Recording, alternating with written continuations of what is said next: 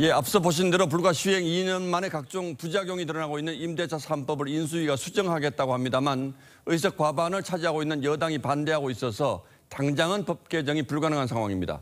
양측의 주장도 상당히 다르죠. 누구 말이 맞는지 객관적인 수치 중심으로 따져보겠습니다. 자, 최원희 기자, 먼저 전셋값 임대차 3법 도입 이후에 얼마나 올랐습니까?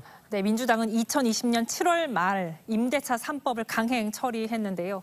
서울 주택 전셋값은 2019년까지는 전년 대비 3% 미만의 상승률을 보였는데 2020년과 지난해엔 각각 12.4%와 10.1%의 상승률을 기록했습니다. 합치면 2년 동안 무려 25% 가까이가 오른 셈이군요. 폭등했다고도 볼 수 있는데 제도 도입의 취지와 달리 왜 이런 일이 생겼을까요? 애초에 민주당은 임대차 3법을 세입자 입장을 강조하면서 만들었습니다. 2년마다 집을 옮겨 다니는 전세 난민이 사라지는 등 집 없는 서민의 주거 안정에 큰 도움이 될 것이라고 그런데 집주인으로선 한 번 세입자를 들이면 집은 오래 빌려주면서 임대료는 못 올리는 상황인 거죠. 실거주를 이유로 세입자의 갱신 요구권을 거절한 뒤 신규 세입자에게 임대료를 대폭 올려서 세를 주는 경우가 특히 논란이 됐는데요. 그 결과 임대차법 분쟁은 지난해 말 기준 법 시행 전보다 12배 넘게 급증했습니다. 지난해 서울 아파트 월세 거래량이 약 20% 늘어난 걸로 집계되는 등 안정적인 현금을 벌 수 있는 월세나 반전세를 선호하는 현상도 두드러졌습니다. 이렇게 공급은 줄었지만 전세 수요는 여전하니까 가격이 뛰는 결과가 나온 거고요.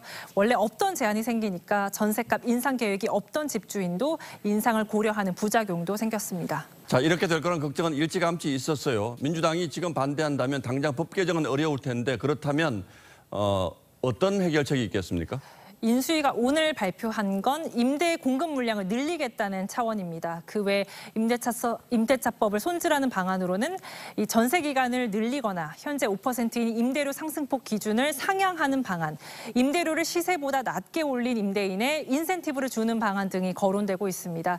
하지만 노태우 정부 때 전세 기간을 1년 더 늘린 뒤 전국 전세값이 폭등했던 사례를 지적하면서 수정이 아닌 아예 폐지해야 한다는 의견도 있습니다.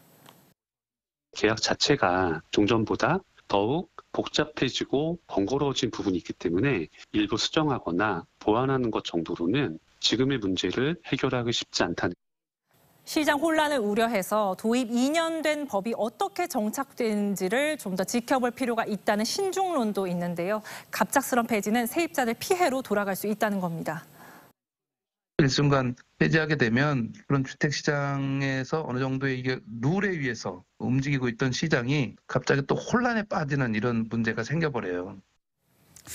예, 어쨌든 뭐 답은 시장에 있다, 현장에 있다 이런 얘기가 있죠. 이 문제만큼은 여야가 정파적인 이해관계를 떠나서 정말로 냉정하게 국민들의 삶을 좀 돌아봤으면 좋겠습니다. 네. 예, 최원희 기자 잘 들었습니다.